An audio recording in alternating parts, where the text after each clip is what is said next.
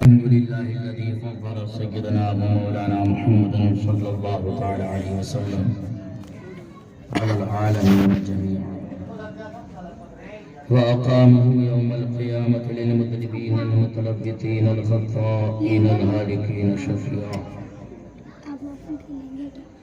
فصلى الله تعالى وسلم وبارك عليه وعلى كل من هو محبوب ومرضي لديه، صلاة تبقى وتدوم بدوام الملك الحي القيوم. وأشهد أن لا إله إلا الله وحده لا شريك له، وأشهد أن سيدنا ومولانا محمدا عبده ورسوله بالهدى ودين الحق أرسله، وصلى الله تعالى عليه وعلى آله وصحبه أجمعين وبارك وسلم أبدا. أما بعد، فأعوذ بالله من الشيطان الرجيم. بسم الله الرحمن الرحيم. أغناهم الله ورسوله من فضله، صدق الله العلي العظيم، وصدق رسوله النبي الأمين المكين الكريم، ونحن على ذلك لمن الشاهدين والشاكرين، فالحمد لله رب العالمين. رفیقان گرامی و عزیزان ملت اسلامیہ، کچھ عرض و معروف پیشتر آقا کریم رؤوف الرحیم، دونوں جہاں کے مالک مختار، وہ نبی جو اپنی زبان مبارکہ کو جنبش دے دے تو نظام حکومت تہو بالا ہو جائے، جس کی ترجمانی امام اہل سنت یوں کرتے ہیں: وہ زبان جس کو سب ان کی کنجی کہے، اس کی نافذ حکومت پہ لاکھوں سلام۔ سبحان اللہ۔ وہ نبی جو اپنی انگشتہائے مبارکہ کو چند قطرات پانی میں ڈبو دے تو ایک دو نہیں سینکڑوں صحابہ شکم سیر ہو جائے۔ امام اہل سنت اعلیٰ حضرت اس کی ترجمانی یوں کرتے ہیں: نور کے چشمے لہرائے دریا بہے، انگلیوں کی کرامت پہ لاکھوں سلام۔ آئیے اسی پیارے حبیب صلی اللہ علیہ وسلم کی پیاری بارگاہ نہایت عقیدت و محبت کے ساتھ درود و سلام کا ہدیہ پیش کر پڑھے۔ اللہم صلی علی سیدنا محمد وعلی الجود والاکرام حصول برکت اور پڑھ صلی اللہ علیہ وسلم۔ صلاة و سلام علیک یا رسول اللہ، وسلام علیک یا حبیب اللہ۔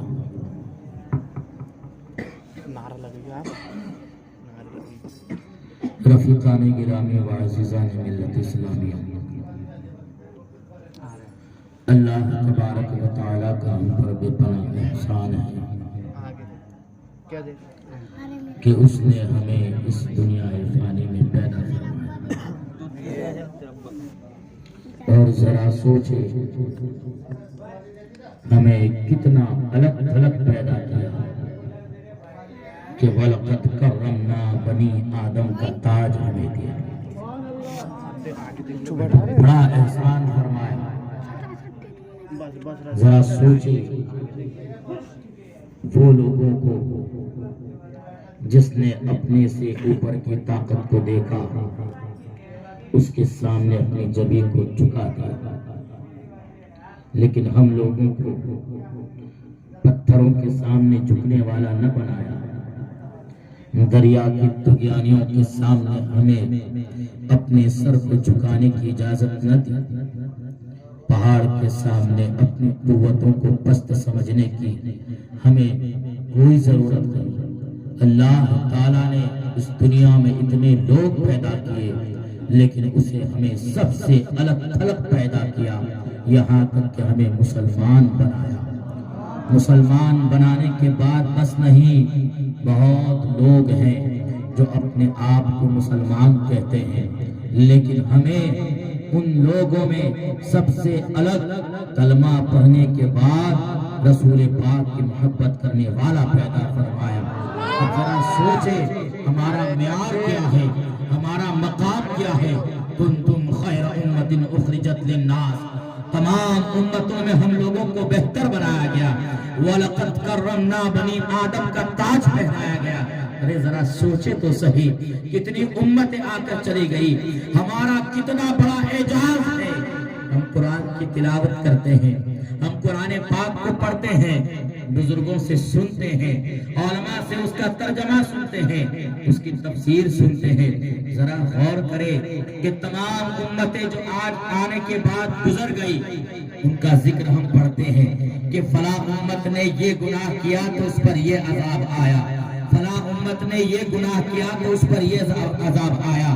آل لوط کو دیکھے، آل سمود کو دیکھے، آل عاد کو دیکھے، حضرت یونس کی قوم کو دیکھے، حضرت سمود کی قوم کو دیکھے۔ اس طریقے سے اتنی اقوام آ کے گئی، ان تمام امت کے ذکر کو ہم قرآن میں پڑھتے ہیں، ان کے عیب کو بیان کر دیا، لیکن رسول پاک کی رحمت کا صدقہ ہے ہمارے قرآن کو پڑھنے والی اب کوئی بتانے والی نہیں۔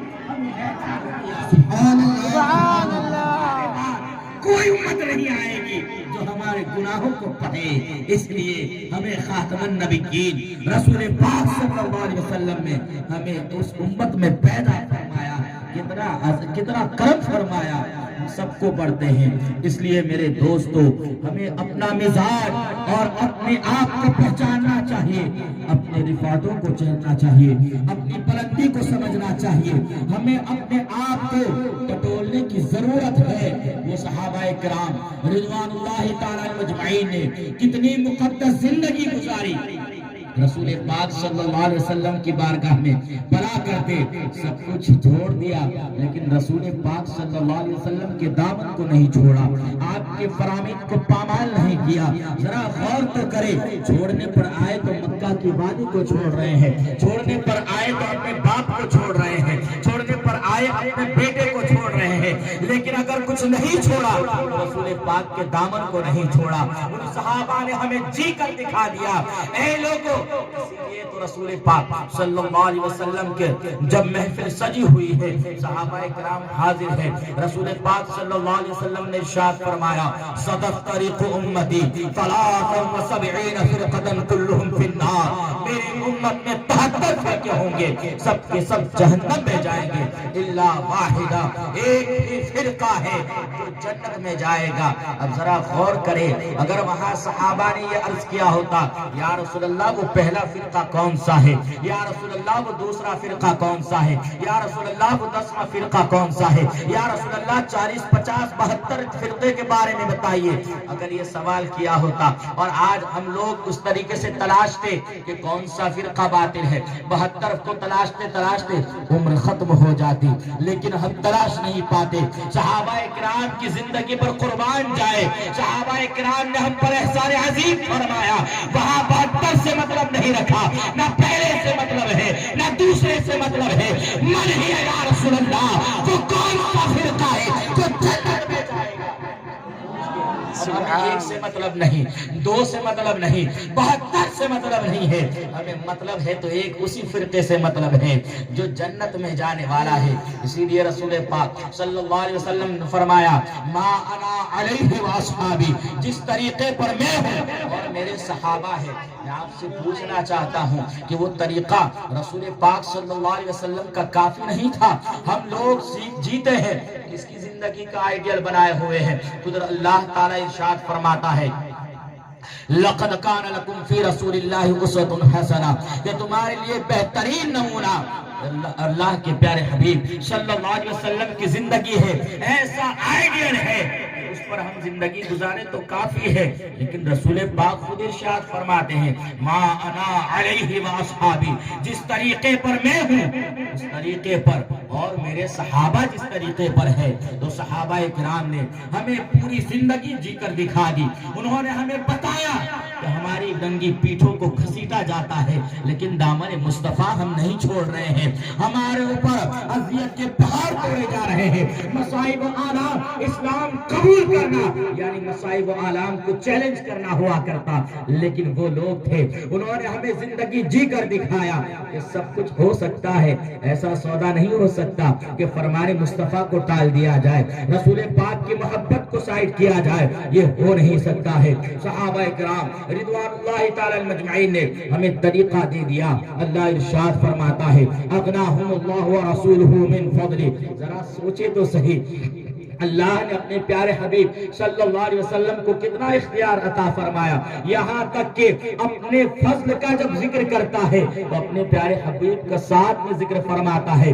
اللہ و رسول نے اپنے فضل سے، اللہ و رسول دو چیزوں کا نام ہے، اللہ تبارک و تعالیٰ کے مقبول بندے کا نام رسول پاک ہے، محمد ابن عبداللہ ہے، لیکن ذرا سوچے فضل ایک فرما رہا ہے، یہاں بیان فرما رہا ہے، اے محبوب میرا فضل تمہارا بھی فضل ہوگا، میرا کرم تمہارا کرم ہوگا، جو میں عطا کرنا چاہوں تم بھی وہ عطا کر سکتے ہو۔ نعرہ تکبیر، نعرہ رسالت،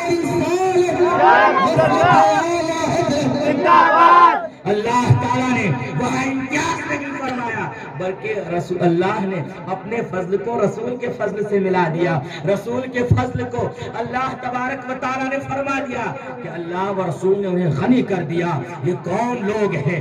صدیق کو غنی کر دیا، عمر فاروق اعظم کو غنی کر دیا، عثمان غنی کو غنی کر دیا، علی مرتضیٰ کو غنی کر دیا، ایسا غنی کیا کہ پہاڑ سامنے ہے مصائب و آرام کے، لیکن انہوں نے سودا نہیں کیا۔ خباب ابن العرب کی زندگی دیکھے، عمار بن یاسر کی زندگی کو دیکھے، حضرت بلال کی زندگی کو دیکھے، اسلام کا پہلا خطیب حضرت ابو بکر کی زندگی کو دیکھے۔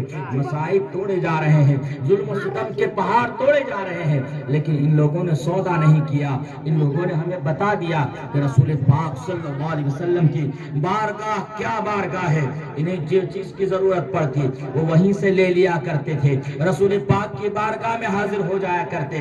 حضرت ابو ہریرہ رضی اللہ تعالیٰ عنہ رسول پاک کی بارگاہ میں حاضر ہوتے ہیں۔ کتاب الرقاق میں بخاری شریف میں حدیث، کتاب العلم بخاری شریف میں حدیث پاک موجود ہے، اور کتاب معجزات میں بھی یہ حدیث پاک موجود ہے۔ رسول پاک صلی اللہ علیہ وسلم کے اس اختیارات کو بیان فرماتے ہوئے عرض کرتے ہیں کہ میں رسول پاک صلی اللہ علیہ وسلم سے بہت حدیث مبارکہ سنا کرتا تھا، لیکن مجھے کچھ یاد نہیں رہتا، میں اس چیزوں کو بھول جایا کرتا۔ ایک بار رسول پاک کی بارگاہ میں حاضر ہوا، یا رسول اللہ آپ جو فرماتے مجھے یاد نہیں رہتا، یا رسول اللہ میں بھول جایا کرتا ہوں، یا رسول اللہ کرم فرما دیجئے۔ اب حضرت رسول پاک نے یہ نہیں فرمایا اے ابو ہریرہ تم میرے پاس مانگ رہے ہو، تمہیں میرے یہاں نہیں مانگنا چاہیے۔ آج کل جو لوگ کہتے ہیں کہ رسول سے نہیں مانگنا چاہیے، جو کچھ مانگے ڈائریکٹ اللہ سے مانگنا چاہیے، ان لوگوں سے کہو کہ ابو ہریرہ پر کیا فتویٰ لگاؤ گے؟ حضرت ابو ہریرہ کو جب جس چیز کی ضرورت پڑتی ہے رسول پاک کی بارگاہ میں حاضر ہو رہے ہیں، رسول پاک نے یہ نہیں فرمایا اے ابو ہریرہ تم یہ شرک کر رہے ہو، اے ابو ہریرہ میں دینے کا اختیار نہیں رکھتا ہوں، اے ابو ہریرہ تمہیں اللہ سے مانگنا چاہیے، یہاں کچھ نہیں فرماتے۔ یہاں تک کہ یہ بھی نہیں فرمایا کہ فلاں معجون کا استعمال کرو، فلاں جڑی بوٹی کا استعمال کرو، بلکہ رسول پاک نے فرمایا ابسط رضاک یا ابو ہریرہ، اے ابو ہریرہ اپنی چادر کو پھیلا دو۔ رسول پاک دینے پر آتے تو کیسا دیتے ہیں، کتنا عطا فرماتے ہیں۔ آپ نے چادر پھیلانے کا حکم دیا، یہاں یہ تو پتا چلتا ہے کہ ابو ہریرہ چادر پھیلانے کو کیوں کہا، جبکہ رسول پاک صلی اللہ علیہ وسلم کی بارگاہ میں عریضہ کیا تھا، مجھے کچھ بات یاد نہیں رہتی ہے، میں جو کچھ پڑھتا ہوں سنتا ہوں سب کچھ بھول جایا کرتا ہوں۔ رسول پاک نے فرمایا ابسط رداک یا ابا ہریرہ اپنی چادر کو پھیلا دو۔ آج پتا چل گیا یہ ابو ہریرہ مجھے تمہیں دینے والا والا ہوں، اتنا دینے والا ہوں، تمہاری مٹھیوں میں آنے والا نہیں ہے، تمہاری جیب میں آنے والا نہیں ہے، تمہارا دامن تل پڑ جائے گا اور خدرے گا کا تمہاری چادر پڑ جائے گی۔ یہ رسول پاک عطا فرما رہے ہیں۔ آپ نے چادر پھیلا دی، رسول پاک صلی اللہ علیہ وسلم نے آسمان میں اپنے دونوں ہاتھوں کو اٹھایا اور اس طریقے سے اٹھانے کے بعد ابو ہریرہ کی چادر میں انڈیل دیا۔ اس کے بعد فرماتے ہیں ثم یا ابا ہریرہ الی صدرک، اے ابو ہریرہ اپنی چادر کو اپنے سینے سے لگا لو۔ سبحان اللہ۔ اب حضرت ابو ہریرہ وہاں کوئی اعتراض نہیں کر رہے ہیں، یا رسول اللہ یہ چادر بھی خالی ہے، آپ نے خالی ہاتھ اس کو اٹھایا ہے اور اس میں انڈیل دیا، اس سے کیا ہوتا ہے؟ ابو ہریرہ کو معلوم ہے کہ رسول پاک صلی اللہ علیہ وسلم وہ ہے جو ظاہر تو بانٹتے ہیں، باطن بھی بانٹا کرتے ہیں۔ اتنا عطا فرمایا۔ حضرت ابو ہریرہ نے چادر کو اٹھایا، اٹھانے کے بعد سینے سے لگا لیا، پھر خود فرماتے ہیں اس کے بعد تو میرا یہ حال ہوا۔ آپ ذرا سوچیں حضرت ابو ہریرہ کو کتنا ملا۔ تمام حدیث کی کتابوں کو آپ پڑھیں، سب سے زیادہ 4364 حدیث پاک صرف اور صرف حضرت ابو ہریرہ سے مروی ہے۔ حضرت ابو ہریرہ سے اتنی مروی، اب وہ تو بھول جایا کرتے تھے، لیکن اب تو امام المحدثین بن کے چمک رہے ہیں۔ حضرت ابو ہریرہ فرماتے ہیں ما نسیت بعد شيئا ان سمعته رسول الله صلی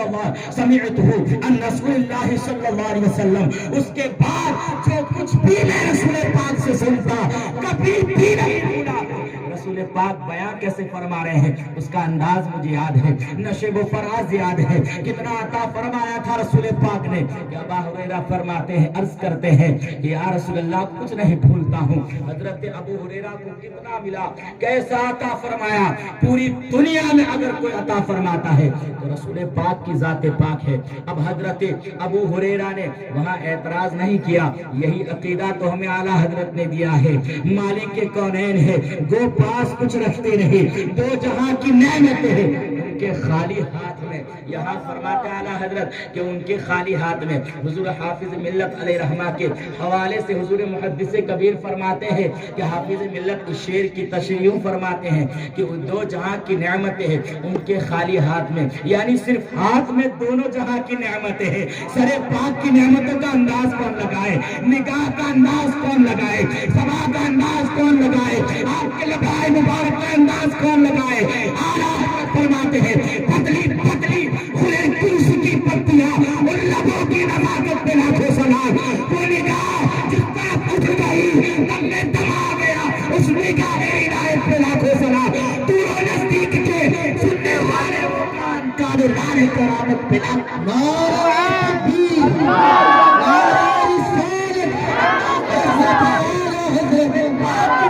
سے اتنا ملتا ہے۔ ہاتھ کی سمت اٹھا غنی کر دیا، موجے پیرے سماعت پہ لاکھوں سب کچھ صحابہ نے طریقہ دے دیا۔ مانگنے کا طریقہ دنیا میں کہیں نہیں جانا ہے، رسول پاک سے مانگو یا رسول پاک کے غلاموں سے مانگو، رسول پاک سے مانگو یا ان کے عطا کردہ جو لوگ ہیں، سرکار غوث پاک سے مانگتے ہیں، سرکار غریب نواز سے مانگتے ہیں۔ ہم لوگوں کو سارا طریقہ بتا دیا ہے۔ رسول پاک صلی اللہ علیہ وسلم نے ارشاد فرمایا حضرت علی رضی اللہ عنہ سے کہ اے علی ایسا ہے کہ جاؤ تم یمن چلے جاؤ، اور یمن میں جو ہے مقدمات آتے ہیں وہاں منصب قضا ہو، آپ کو سنبھالنا ہوگا۔ وہاں جو بھی معاملات آتے ہیں، مقدمات آتے ہیں، اس کیس کو تمہیں حل کرنا ہے، ججمنٹ تمہیں دینا ہے۔ حضرت علی کہتے ہیں وَإِنِّي لَا أَعْلَمُ كَثِيرًا مِنَ الْقَضَاءِ، یا رسول اللہ مجھے قضاء کے جو معاملات ہے زیادہ اس کے بارے میں مجھے علم نہیں ہے، بس تھوڑا بہت جانتا ہوں، اتنا مجھے علم نہیں ہے کہ بڑے بڑے فیصلے میں کیسے حل کروں، ابھی میں ایک نوجوان آدمی ہوں۔